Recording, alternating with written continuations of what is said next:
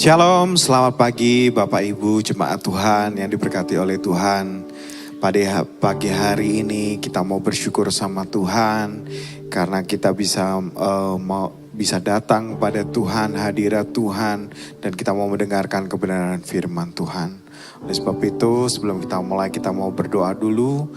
Bapa yang baik, kami bersyukur berterima kasih buat pagi hari yang indah ini. Biarkan pagi ini Tuhan yang mengajari kehidupan kami untuk tetap bertahan menghadapi setiap problema yang ada dalam kehidupan kami. Tuhan yang kuatkan hidup kami melalui kebenaran firman-Mu dan biarkan Roh Kudus yang memimpin dari awal sampai akhir.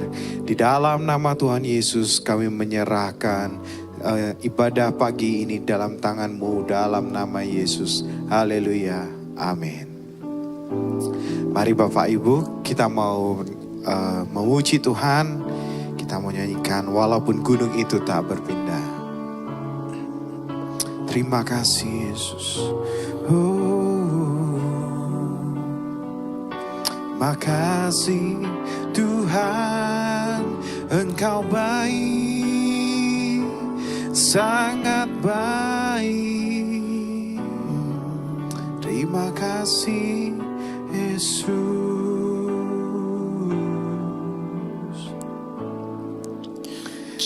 Jiwaku bertanya,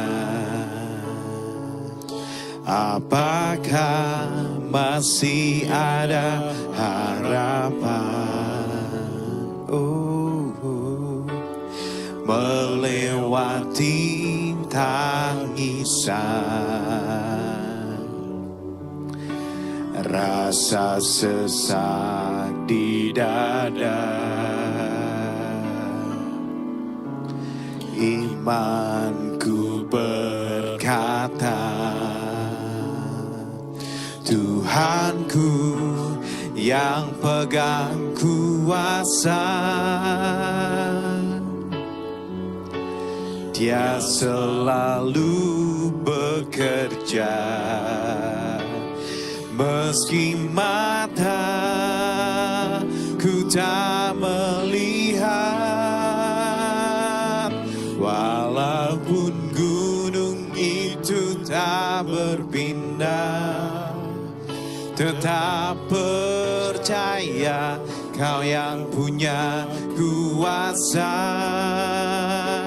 Sekalipun ku dalam lembah kelam, tak mengapa asal Kau di sampingku. Walaupun masalahku masih ada, tetap percaya rencana-Mu terindah. Pribadi-Mu takkan pernah berubah. Iman yang aku pegang padamu Tuhan yang setia.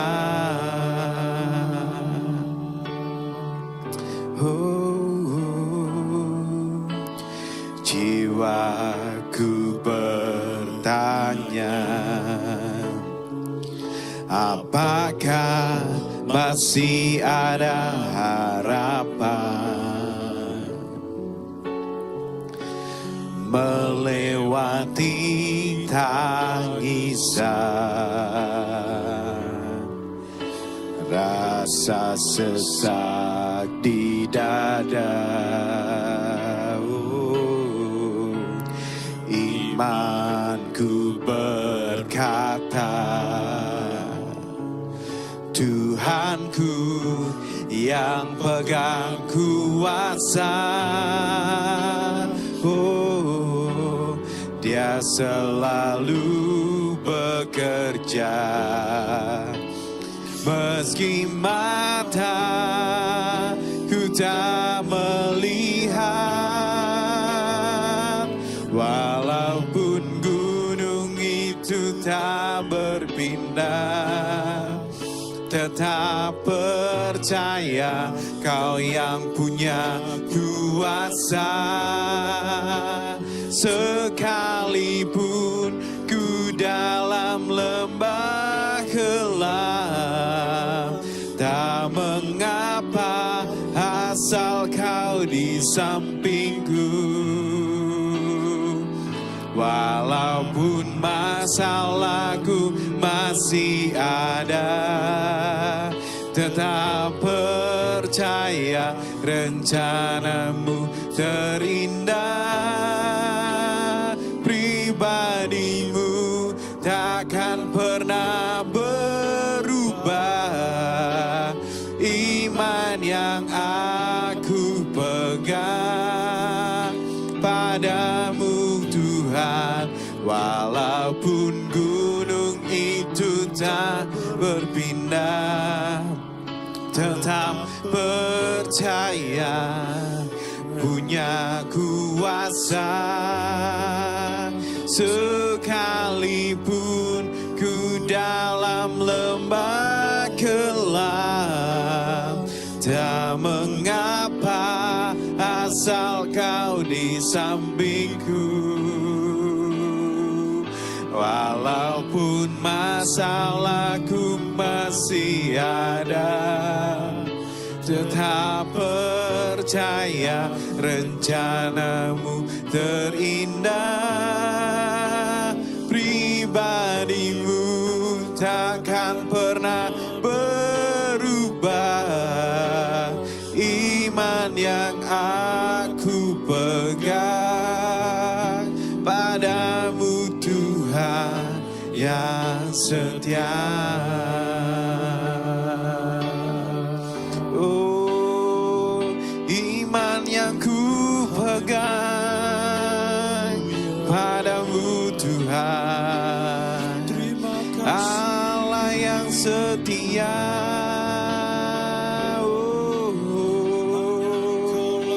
Allah yang mengerti hidupku. Kau yang tak pernah tinggalkan sedetik pun hidup kami Tuhan. Engkau Allah Jehovah. Oh, biar kami berseru, Engkau Tuhan yang baik, segalanya Kau jadikan baik. Haleluya. Terima kasih Tuhan.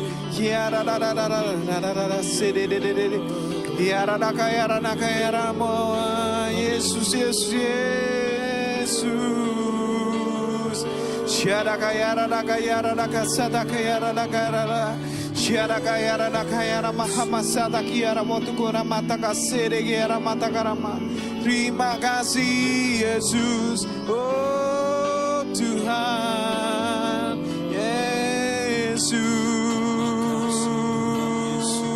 oh Engkau yang terindah.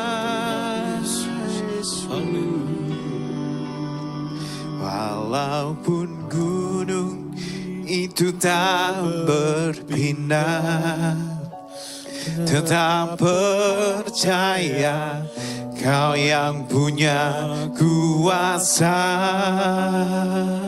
Sekalipun ku dalam lembah gelap, tak mengapa asal Kau di sampingku. Engkau ada Tuhan.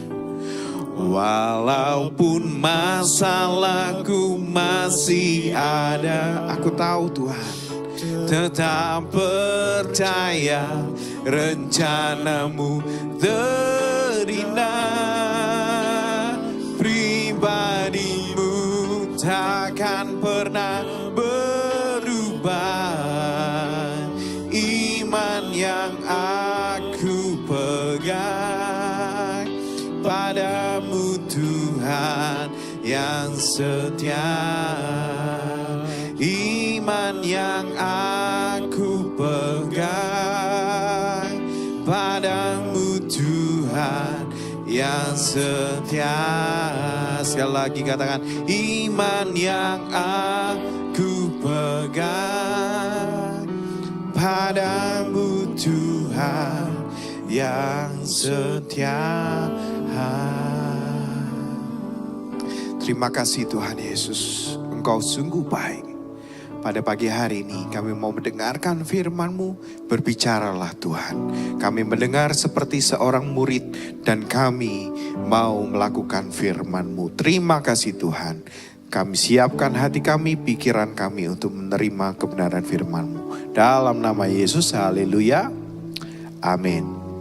Ya Bapak Ibu, hari ini saya akan membawakan firman tentang menang atas problema atau menang atas permasalahan hidup. Ya, nah arti menang atas problema adalah kita dapat mengatasi segala macam permasalahan dengan cara yang benar.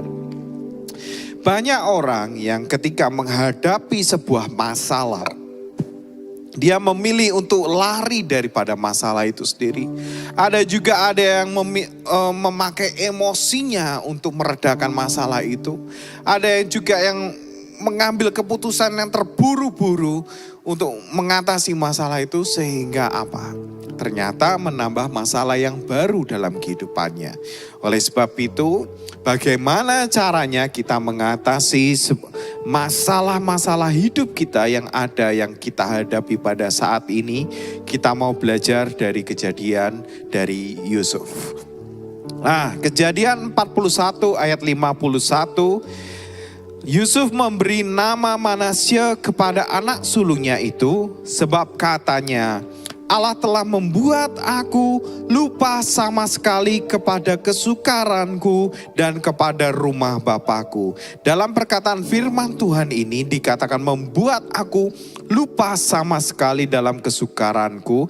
Artinya Yusuf ini sudah mengalami kemenangan atas setiap permasalahan-permasalahan hidupnya, sehingga membuat dia itu dilupakan dari sengsaranya, dari apa yang sudah dialaminya selama bertahun-tahun, dan itu adalah proses hidupnya yang kelam. Tapi ia tahu bahwa segala sesuatunya mendatangkan kebaikan. Nah, bagaimana caranya Yusuf ini mengatasi segala problema atau masalah, atau menang atas masalah yang dihadapi? Mari kita belajar. Yang pertama adalah kita tahu bahwa Yusuf ini adalah anak yang hidup takut akan Tuhan. Dari mana saya tahu Bapak Ibu? Di dalam Kejadian 37 ayat 2 sudah mengatakannya, bahwa inilah riwayat keturunan Yakub. Yusuf tatkala berumur 17 tahun, jadi masih muda, biasa menggembalakan kambing domba bersama-sama dengan saudara-saudaranya, anak-anak Bilha, Zilpa, kedua istri ayahnya. Nah, perhatikan ayat berikutnya.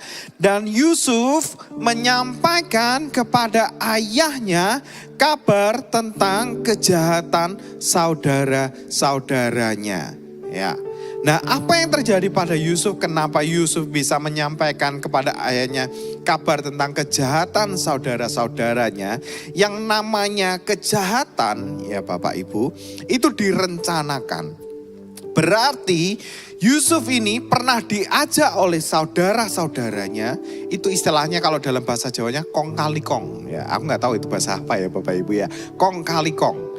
Diajak kong kali kong untuk melakukan kejahatan bersama-sama dengan saudara-saudaranya.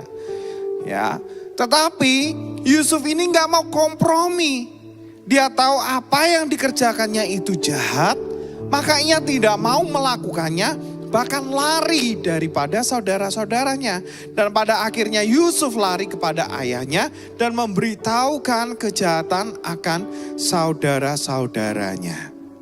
Nah, itulah yang terjadi dan yang membuat saya yakin bahwa Yusuf ini hidup takut akan Tuhan. Nah, kita perlu tahu Bapak Ibu bahwa orang yang hidup takut akan Tuhan pasti akan menjauhi kejahatan.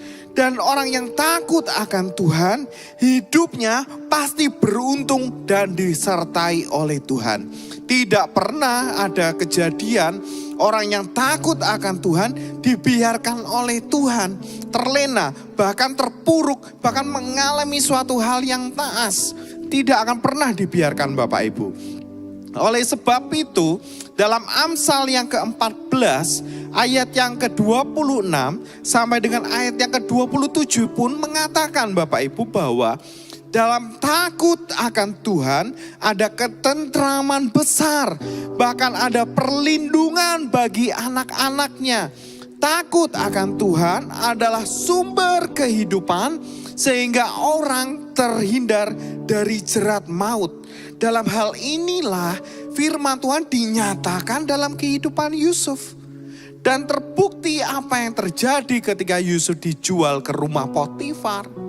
Yusuf karena disertai oleh Tuhan membuat segala pekerjaan yang dilakukan Yusuf itu berhasil. Sehingga Yusuf ini menjadi orang yang disayangi oleh tuannya. Jadi apa yang dikatakan firman Tuhan ini benar. Oleh sebab itu Bapak Ibu, mari kita cek dalam hidup kita. Apakah kita masih hidup takut akan Tuhan? Orang yang hidup takut akan Tuhan, dalam segala aspek hidupnya, dia akan melakukan sesuai dengan kebenaran firman Tuhan. Walaupun dia di gereja, walaupun dia di sekolah, walaupun dia di kantor, walaupun dia di masyarakat, apapun yang dikerjakan dalam kehidupan kita harus sesuai dengan kebenaran firman Tuhan. Tuhan gak bisa dimanipulasi lewat hidup kita. Kita boleh kelihatan baik di gereja, tapi bagaimana kehidupan kita di luar, itu yang akan dinilai oleh Tuhan. Amin Bapak Ibu. Oleh sebab itu mari hidup takut akan Tuhan. Yang pertama. Yang kedua, bagaimana supaya kita menang atas problema adalah Yusuf berdamai dengan masalah-masalah yang ada. Walaupun Yusuf dijual oleh kakaknya, Yusuf itu tidak bersungut-sungut dan bahkan maksudnya Tuhan gimana sih? Padahal rencana Tuhan, mimpi Tuhan tuh indah loh bahwa jerami kakak-kakakku dan jerami ayah ibuku itu menyembah aku loh. Kok yang terjadi hari ini aku dijual? Kok yang terjadi berbalikan Tuhan? Dia gak bersungut-sungut, dia tidak istilahnya memberontak kepada Tuhan. Walaupun difitnah istri Potifar dan menjadi tahanan, namun Yusuf jadi orang kesayangan di kepala penjara. Kehidupan Yusuf tetap disertai oleh Tuhan. Walaupun sempat dilupakan oleh juru minuman raja, namun Yusuf tetap diingat waktu raja bermimpi. Nah, itu semua karena apa? Karena Yusuf tidak hidup dalam masalahnya.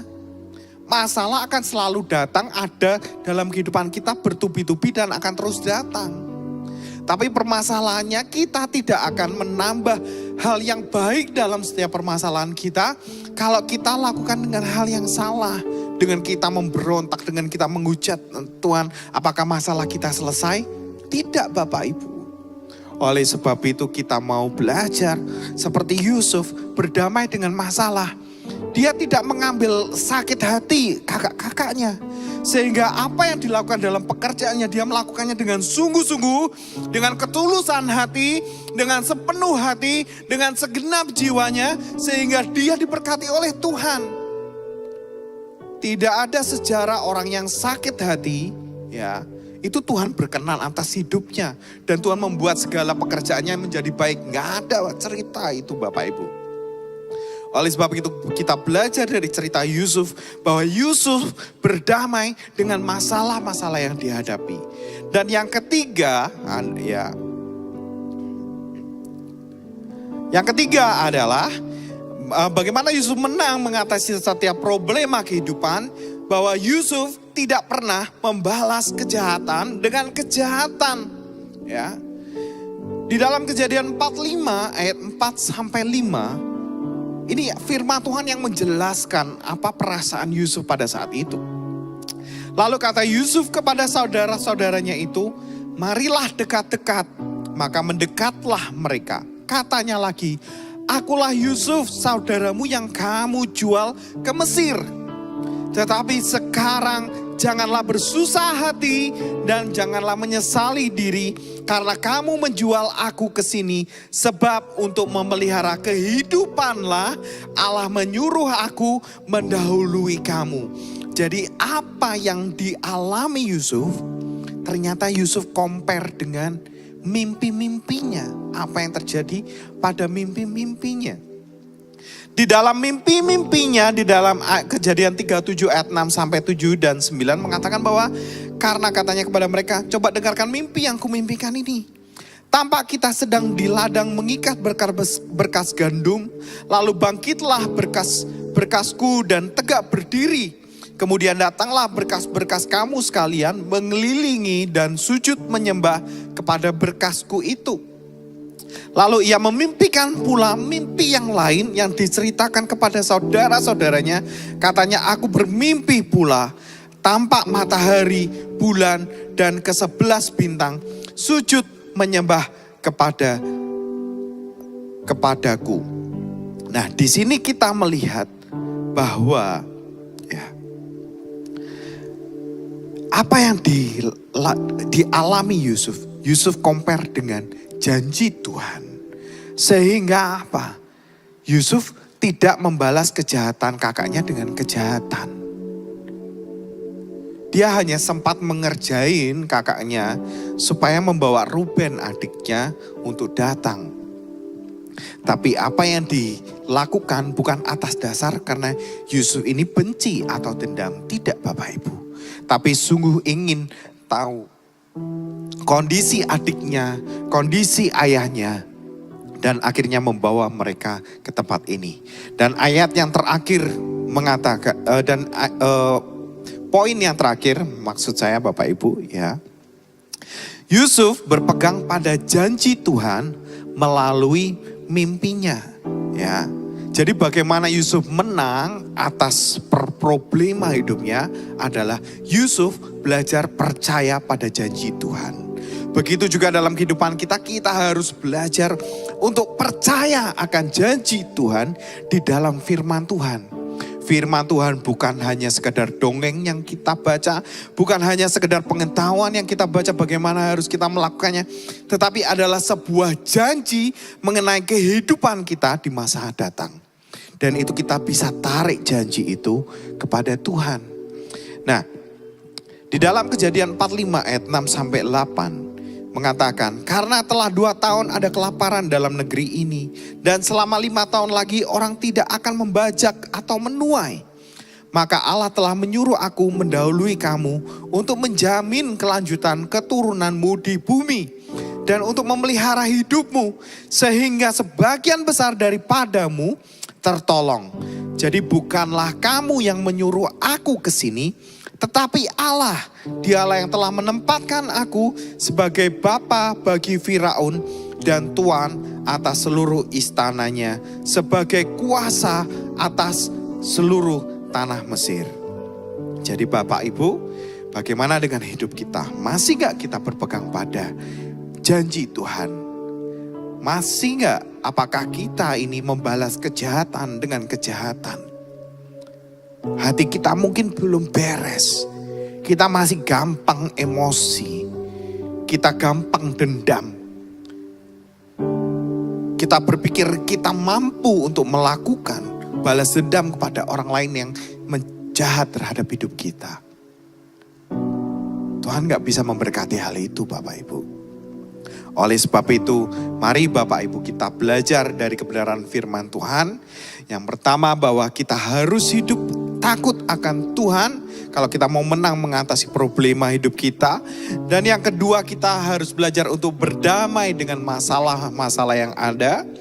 Dan yang ketiga adalah kita tidak pernah membalas kejahatan dengan kejahatan. Dan yang terakhir, kita harus belajar untuk berpegang pada janji Tuhan yang melalui kebenaran firman Tuhan. Amin Bapak Ibu. Demikian firman Tuhan yang saya bawakan pada pagi hari ini. Biarkan menjadi berkat bagi Bapak Ibu sekalian. Terima kasih. Mari kita berdoa Bapak Ibu. Kami bersyukur berterima kasih atas kebenaran firman-Mu yang sudah kami dengar Tuhan.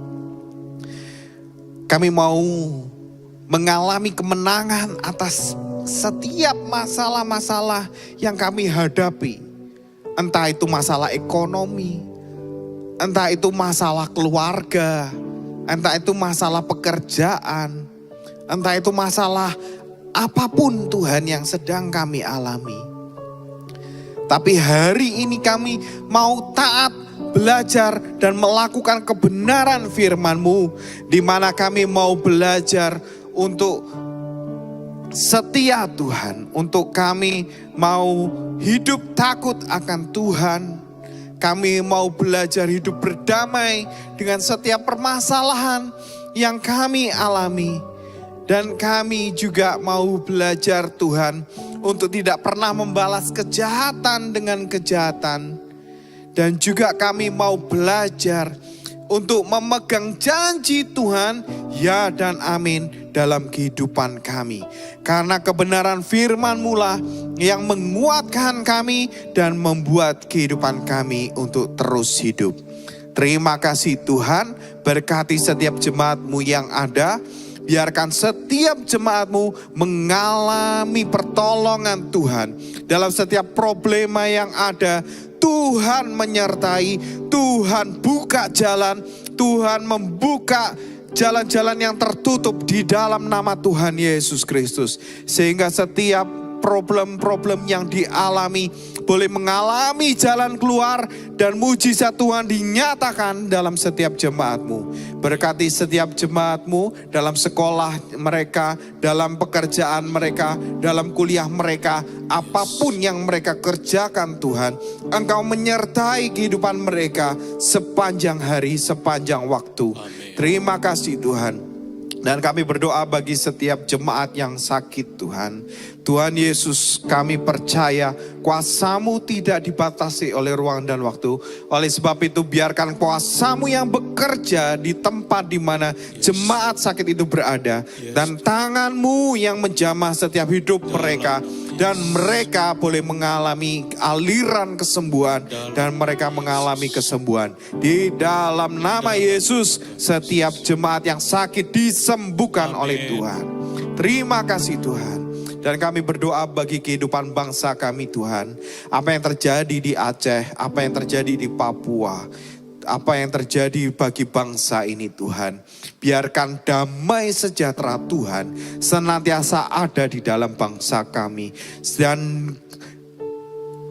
hati yang damai itu, yang sejahtera itu, yang tidak ada pemberontakan-pemberontakan yang terjadi.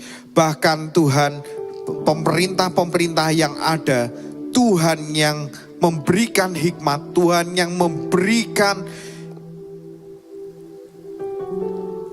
jamahan Tuhan untuk memampukan setiap mereka melakukan dalam setiap pekerjaan mereka Tuhan. Kalau ada dalam pemerintahan kami yang korup, yang tidak berkenan di hati-Mu, kami percaya Tuhan yang turut campur tangan, membela kami, membela bangsa ini, dan membuat segala sesuatunya boleh Engkau yang bereskan Tuhan. Kami percaya kuasa-Mu berdaulat atas bangsa kami, sehingga terus membuat bangsa kami Tuhan mengalami pemulihan, bangsa kami mengalami kemerdekaan, dan kami percaya Tuhan, sungguh-sungguh berkat Tuhan dinyatakan dan kemuliaan Tuhan atas bangsa kami dinyatakan melalui bangsa kami. Terima kasih Tuhan, kami serahkan kehidupan kami di dalam tangan-Mu dan kehidupan bangsa kami di dalam tangan-Mu Tuhan. Di dalam nama Tuhan Yesus Kristus kami sudah berdoa mengucap syukur. Haleluya. Amin. Selamat pagi, Tuhan Yesus memberkati.